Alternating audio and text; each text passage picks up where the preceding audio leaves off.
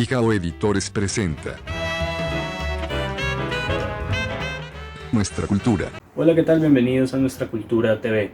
Esta semana tenemos un invitado que seguramente todos han visto, sea en cine, en televisión o en teatro. Cuéntenos en la caja de comentarios de qué papel lo recuerdan.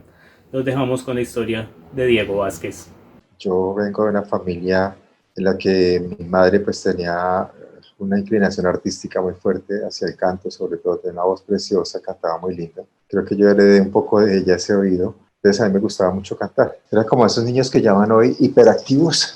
Había que buscar soluciones para eso y entonces muy inteligentemente la directora de la escuela, del colegio donde yo estudiaba, que se llamaba Liceo Dios Niño, se inventó como una especie de cátedra de artes.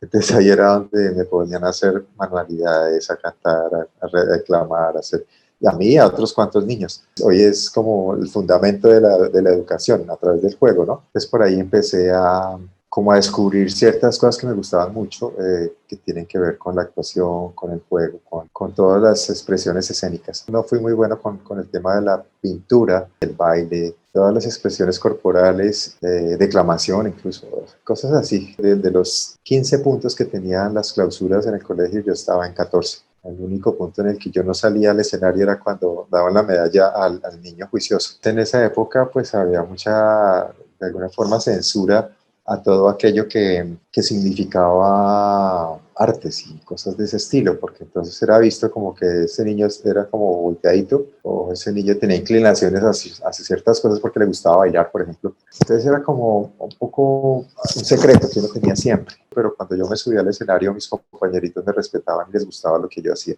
Empecé a descubrir que había oportunidades que uno tenía desde la discriminación o desde la desventaja social, económica, lo que fuera, para sacarle provecho a las posibilidades histriónicas que uno tenía.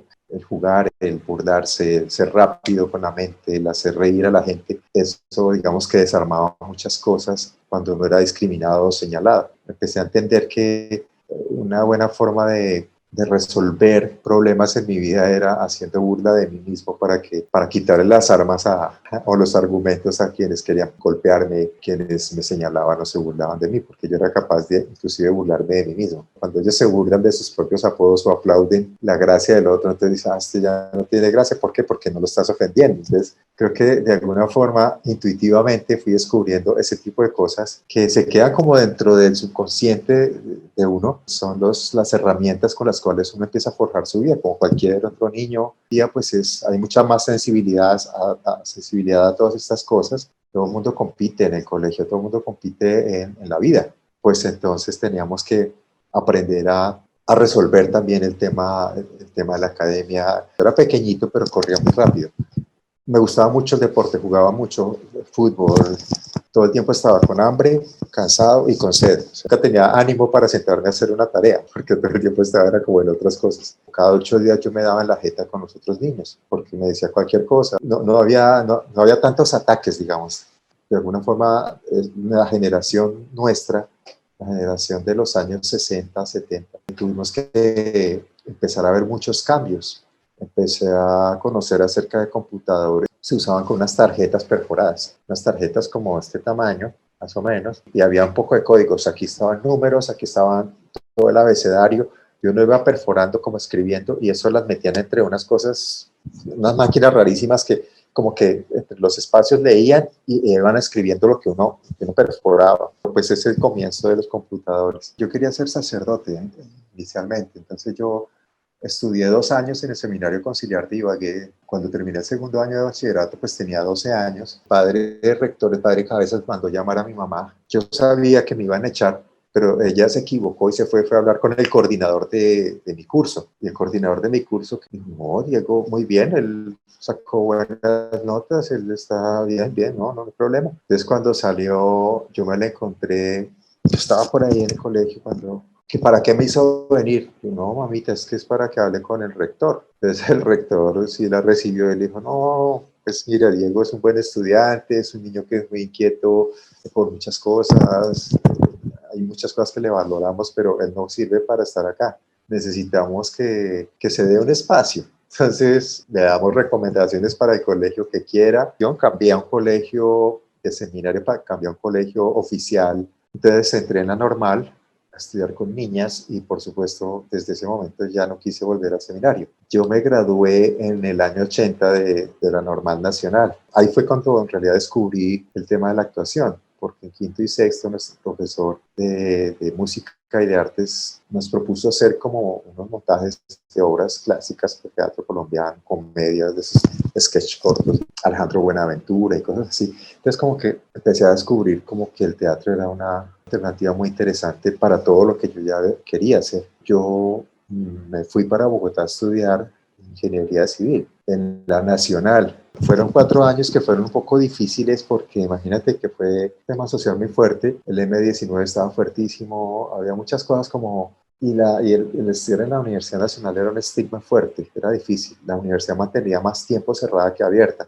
También me di cuenta que no iba a terminar la carrera de ingeniería porque cada vez me costaba más. Y se trataba un poco como de no de ver qué ingenio tenías para hacer cosas, sino que tan bien podías aprenderte las fórmulas para construir cosas. Entonces me desanimé, me desinflé un poquito, pero a la vez en ese periodo descubrí la geología. Entonces la geología me pareció mucho más fascinante, me parecía mucho más rico, además era como ese espíritu explorador y descubre cosas increíbles. Llega la carrera de la geología y justamente en el momento en que empiezo a estudiar geología, entonces fue un bache como de 4 años, aparecen unas convocatorias para formar parte de los grupos de teatro de la Universidad Nacional. Yo soñaba con ser un cantante famoso, pero eso nunca se lo iba a decir a mis compañeros de colegio ni a los amiguitos porque era darles papaya para que se burlaran de mí. Era una lucha rara porque pues no tenía ni la pinta, era un calentano de estrato medio, o sea, ¿con qué? ¿De dónde? Entonces yo me guardé eso y por otro lado también quería un poco salir de mi casa. No tenía ningún interés cultural por cosas, simplemente era como descubrir cosas, vivir cosas, rumbear un poquito, de alguna forma ciertamente ingenuo, porque hoy en día pues la rumba es completamente distinta a esa época. Nunca lo vi posible como una opción para sobrevivir y pues mi papá tampoco me iba a financiar una carrera en artes. Entonces, la primera semana voy saliendo yo, veo en el León de Grey convocatoria para formar parte de los grupos de teatro, de los 3 grupos de teatro de la Universidad Nacional. Yo, esto es lo mío. Entonces me inscribí, había una cola como de 800 personas, me hicieron audición al otro día, todo el día yo capé clases y todo. A los pocos días salió la lista de los que ingresaron y yo el mes de agosto del año 86, en el primer día de ensayos, descubrí que eso era lo que yo iba a hacer el resto de la vida, sin saberlo, pero sentía en el alma que eso era lo que me movía. Empecé a respetar unos espacios y unos horarios que no hubiera hecho jamás con cualquier otra carrera. Me encerraba en el salón de estudio, en el estudio donde hacíamos ensayos, me ponía a trabajar, a leer, a improvisar, a trabajar sobre los ejercicios que nos ponían los directores. Eso fue demasiado fascinante, demasiado importante. Entonces yo suspendía clases a las 2 de la tarde y si tenía un laboratorio, hice laboratorio y no lo daban sino a esa hora, pues capaba laboratorio, no la inscribía porque ¿para qué voy a perder la materia? Voy a esperar hasta cuando pueda tomarlo en la mañana porque para mí ese era un horario sagrado. Desde ese tiempo yo empecé a adquirir como una disciplina para todo lo que tenía que ver con el tema de la actuación. Tú me dirás, bueno, ¿y por qué no te metiste entonces a estudiar actuación? Pues es que tenía todo en la Universidad Nacional y yo sí había asumido el compromiso de decir, bueno, yo de esta universidad me gradúo como profesional. ¿Sabes qué es lo que le pasa a uno cuando llega a cierta edad? Que empieza a pensar más que a preocuparse por cómo decir las cosas, a pensar más en lo que está diciendo. Entonces creo que eso es muy chévere en la actuación también porque dejas también, descubres que has evolucionado también en tu forma de actuar, quizás no para mejor, para peor, no se sabe, pero sí hay una evolución. Como te decía, el primer día que yo empecé a hacer teatro fue con Alfonso Ortiz y ese día descubrí que eso era lo que me iba a llenar. Él se fue un par de años después de la Universidad Nacional. Un compañero mío, Alberto Sanabria, y yo formamos un grupo de teatro que se llamaba Teatro Experimental Universidad Nacional, que después se volvió también institucional de la universidad. Trabajamos un par de años, hicimos unos trabajos de Brecht y pues durante ese tiempo era un proceso formativo también. Entonces Eduardo Escobar daba clases sobre Shakespeare en literatura, entonces uno dice, pues cómo no voy a ver la dramaturgia de Shakespeare. Entonces uno se metía en esas clases siendo estudiante de geología, entonces cuadraba mis horarios para poder asistir a las clases de Eduardo Escobar ya es como, o sea, ¿dónde más puedes hacer eso? Solamente en la Universidad Nacional. Y después llega Fabio Rubiano, que para mí es como el maestro de la dramaturgia de este siglo, digamos. Ya llevaba yo alguna experiencia y yo me vinculé otra vez a trabajar con él. Y así estuve como unos 8 años. Yo me gradué en el año 93 de la universidad, pero yo seguí trabajando como 4 años más con el grupo de teatro estudio de la Universidad Nacional y seguía yendo porque era pues una disciplina que yo tenía también, hasta que ya no pude más porque pues el trabajo lo obligaba a uno a estar y ya no podía como asumir responsabilidades sobre el grupo. Entonces me tocó salirme y bueno, seguí trabajando con Fabio 2 años más. Estuvimos en 3 obras que estuvieron en el Festival Iberoamericano y una de esas obras, Opio en las Nubes, fue de esas obras que son consideradas como obras icónicas, quedó entre las 10, calificada pues como entre las 10 mejores obras del siglo pasado en Colombia. Es un orgullo ser parte de eso, al igual que La Siempre Viva, al igual que Guadalupe Años 50 de la Candelaria, al igual que Matacanteras en Medellín, que es otra cosa. Bueno, fueron obras escogidas lo mejor de lo mejor. Pues me siento muy orgulloso de haber sido parte de esa selección tan especial. Nos presentamos en el Colón. Nuestra cultura. Nuestra cultura. Quiero invitarlos a que vean Nuestra Cultura TV, que no se lo pierdan.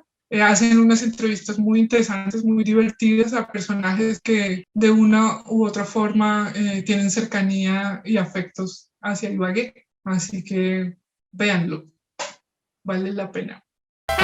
Nuestra cultura. Nuestra cultura. A pesar de ser geólogo de profesión, es desde la actuación donde ha logrado equilibrar este tipo de saberes. Por eso, hoy se ha convertido en uno de los actores más reconocidos del país. No se pierdan la segunda parte de esta entrevista. Ahí, digamos que es como un primer comienzo, digamos. Después llega un poco la televisión y la vida en serio. De alguna forma la idealiza y es de verdad la mejor escuela que puede tener uno para aprender acerca de la actuación realmente. Pero no quiere decir que por haber estudiado teatro, digamos, seas buen actor, o por haber hecho todas las maestrías que puedas en actuación, eso te garantiza que vas a actuar bien. Yo creo que hay algo que va más allá, que no discrimina si estoy actuando para televisión, para cine o para teatro. Yo creo que ya a esta edad yo ya puedo de alguna forma reconocer cuál es el significado de cada uno de estos lenguajes que se utilizan en estos espacios. Pero sí todavía hay muchas personas que riñen un poco y quizás de alguna forma tiene que ver con la crítica que uno mismo hace de lo que ve en televisión. Yo veo compañeros que yo estimo y considero muy buenos actores y a veces los veo trabajando y pienso, pues es una pena que este actor se esté desperdiciando de esta manera. No estoy señalando, ni juzgando, ni estableciendo cosas, pero sé que la televisión de alguna forma es a lo que nosotros tenemos que someternos. Y digo someternos porque la televisión sí somete a la gente y hay que trabajar y hay que sobrevivir, y hay que comer, hay que pagar la hipoteca, o hay que pagar el arriendo, o hay que educar a los hijos. Y la única posibilidad que hay en Colombia de poder vivir de la actuación es trabajando en televisión. Es exactamente lo mismo con la actuación. Tú descubres que tienes elementos que pueden ser muy buenos y muy bien utilizados en la actuación. Y si allá hay un reconocimiento, si tú crees que todo lo que haces funciona y las personas allá aplauden, aprueban, entonces dices, bueno, esto es. Después de ese proceso de reconocimiento ya viene otra cosa que ya no tiene nada que ver con el proceso intelectual del actor, que es la fama o la riqueza o cosas que están más asociadas al tema del éxito. Y resulta que el éxito profesional está muy asociado a las condiciones de vida en las que tú vivas. Yo no sé ahorita en Colombia cómo están la mayoría de los actores, pues yo lo que siento es que esta pandemia nos puso a todos al mismo nivel, nos puso a todos a empezar de cero. Entonces todo ese reconocimiento, esa fama, esas cosas pasan a un segundo lado cuando tú estás en igualdad de condiciones a cualquier persona, incluso por debajo. Mi más grande anhelo y quizás mi más grande frustración, haber podido estar en los mayores o más importantes festivales de teatro del mundo. La televisión, quizás sabes que el cine sí era como mi gran anhelo. De alguna manera creo que siempre se le queda a uno si pudiera cambiar alguna cosa en mi vida, creo que haría más cine.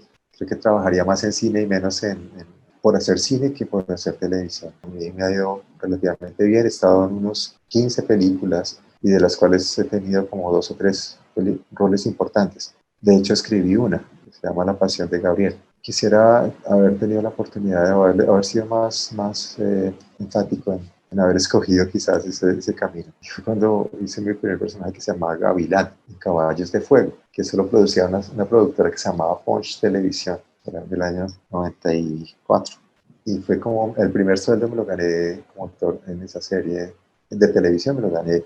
Uno tiene que tener claro que si va a decidir vivir de eso, no puede pensar que la forma de ganarse la plata es trabajando en la actuación, es como un acto de generosidad de quien te paga. Creo que hay que quitarse un poquito eso de la cabeza, sacarse eso de la cabeza porque quien está haciendo televisión, de alguna forma quien está haciendo cine, así sea una quijotada, también está pensando en lucrarse. Y si esa película se gana un Oscar, él es el que se va a ganar el Oscar, no se lo van a dar y el triunfo y las cosas no se la van a dar él no la va a repartir con nadie, sobre todo para aquellas generaciones nuevas que tienen todavía ese sueño de ser actor porque lo aman o bueno, incluso por las cosas que yo te dije antes, que es como el derecho a sentir que tiene admiración o que tiene aceptación, pues también es válido. Pero si tú tomas la decisión de dedicarte a vivir de la actuación, tienes que entender que es un trabajo como el que hace un médico, como cualquier otra persona hace, porque si te toca hacer 50 veces la misma toma hasta que quede perfecta, lo haces. Y si te toca sacrificar tu salud y tu bienestar, y si te puedes accidentar, como me ha pasado a mí, que yo tuve que ser operado los 2 hombros porque se me rompieron los mangos rotadores, uno lo hace. Tienes que aprendértelas. Uno puede llegar allá a ver como que yo soy un berraco para improvisar. No, tienes que aprendértelas, tienes que sabértelas, tienes que saber cómo te vas a parar ahí. Entonces hay un trabajo intelectual muy grande. Y fuera de eso también hay un trabajo emocional, porque pues no es solamente pararse a decir las cosas, sino que tú sacas de tu corazón, de tu alma, de tu memoria, de tus emociones, todo, tanto lo bueno como lo malo, para ponerlo ahí, frente a la cámara, para que todo el mundo lo vea. Hay que darle valor a lo que tú haces como actor en la vida. Esas son cosas que hay que tener en cuenta cuando tú decides voy a volverme actor, lo voy a vivir profesionalmente esto y asumirlo profesionalmente. A mí me gustan los personajes buenos, me gustan los personajes con emociones, con feelings, pero es que se va casi siempre a comedia. Entonces, un personaje bueno es un personaje como, por ejemplo, Carlos Alberto, el de Paseo, que es un man trabajador, obrero, que ama a su familia, que tiene valores y principios que están por encima de cualquier cosa, pero que le pasan situaciones que son de alguna forma cantinflescas. Yo cuando leí el libreto, el guión, yo dije, este es Cantinflas, versión actualizada y económica, pero si tú ves lo que le pasa a este man, o sea, que se enfrenta a un cocodrilo, que se enfrenta con la mafia china, japonesa, que lo quieren volver un héroe en Estados Unidos, ¿ves? Ese es Cantinflas. Son historias totalmente inverosímiles, pero que tienen detrás de sí, y es lo que valoro de esas historias, es la moraleja de hacer el bien, de hacer las cosas bien. El malo es un personaje que no tiene aristas, que no tiene ángulos, y sin embargo, hasta Pablo Escobar era amado por su familia, por su esposa, por sus hijos. Y cada vez que me enfrento a un personaje malo, me toca hacerlo mejor que el anterior, porque cada vez lo van a recordar pero este man, pues que está repitiendo, yo no quiero repetir eso. Yo, por ejemplo, sé que, por ejemplo, el personaje de Esmeraldas es un personaje completamente distinto al Norman de las muñecas de la mafia. Entonces ahí es donde cada vez se hace más difícil tratar de convencer a un espectador para que no diga, pero está haciendo el mismo personaje. Cuando vino lo del bandido honrado, también decía, es un calentano, por la forma como estoy hablando, sino por lo que estaba representando. Todo lo que viene en cuanto al mundo y plataformas digitales tiende a mejorar la calidad de las producciones. Hay 3 tipos de televisión, de primera clase, segunda clase, tercera clase, no, y de para abajo hay más también. Pero nosotros no estamos en la primera clase, no somos parte de la televisión de primera clase. ¿Por qué? Porque aquí en Colombia no se invierte en dólares para ganar en dólares, aquí se invierte en pesos para ganar en dólares. Porque es tan difícil que un actor latinoamericano pueda llegar a ser reconocido mundialmente. Primero tiene que ser reconocido en los Estados Unidos, en donde está el gran mercado, donde haya grandes cosas. La televisión colombiana tiene mucha aceptación, o sea, pues los productos en esos mercados que hacen, no sé, 60 países que compran telenovelas colombianas. Colombia no ha pasado nunca el fenómeno, por ejemplo, de Games of Thrones, que es una cosa que arrasa con todo el mundo, que hay una inversión fuerte de dinero, pero que la recuperación es muy, muy alta también. Aquí toca hacer 10 capítulos de serie, toda en exteriores, en un mes. Eso es absurdo.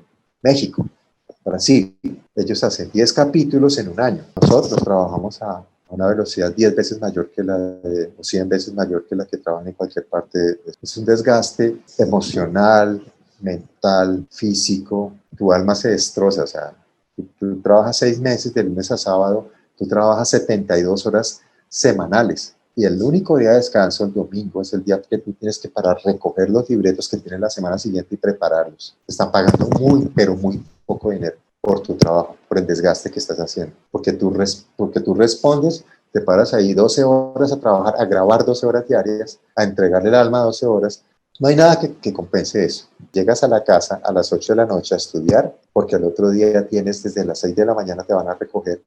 Para empezar a trabajar a las 8 de la mañana, tienes que vestirte, maquillarte y a las 8 estar empezando a grabar hasta las 7 de la noche. En Colombia no se pueden dar el derecho a las productoras de televisión de decirle al actor, oye, te vamos a pagar el 1%, a todos ustedes les vamos a pagar el 1% de lo que consigamos de ventas. Para ellos es demasiado. No hay ley de regalías y no va a haber, no existe la menor posibilidad de que eso se vuelva a recuperar. Y me gusta mucho como el tema de la dramaturgia de la escena, me encanta, porque es como la esencia del qué es lo que tiene que buscar el actor cuando se enfrenta a un personaje, ¿no? Como buscar la verdad del personaje. Y eso está, la clave está en lo que está en el libreto, o en lo que está en el guión, o esas cosas, y saber cómo desbaratar esas cosas. Me fascina ese proceso, me parece desafiante. Algo que amo y que seguramente lo voy a seguir haciendo, quizás con mayor intensidad, con mayor frecuencia más adelante. Yo siento los mismos nervios que sentía el primer día que hice un casting, cada vez que me enfrento a un casting.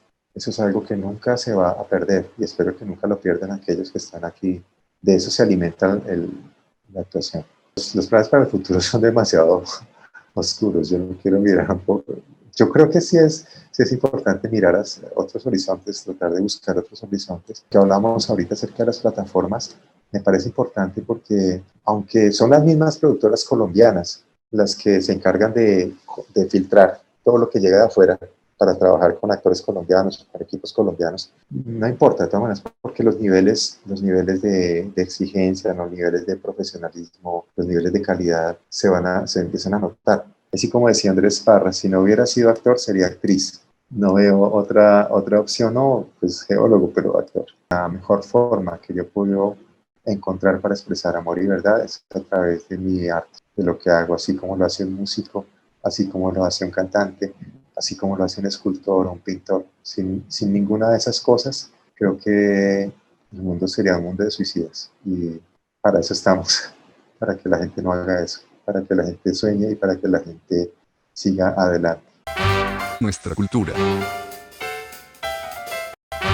Nuestra cultura.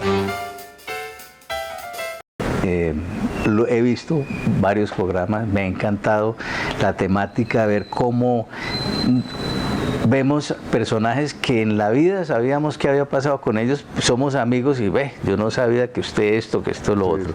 Y pues de cultura tenemos que vivir para que no pase lo que estos días ha pasado, que estamos acabando el país sin necesidad. Entonces los felicito, es un programa que pues lo he visto hoy, le dejan expresar a uno lo que uno quiera. Nuestra cultura. Gracias por acompañarnos en un nuevo capítulo de Nuestra Cultura TV. No olviden suscribirse a nuestro canal de YouTube, seguirnos en nuestra página de Facebook, dejarnos sus comentarios, contarnos a quién le gustaría ver en el programa. Nos encontramos el próximo capítulo con un nuevo invitado y una nueva historia.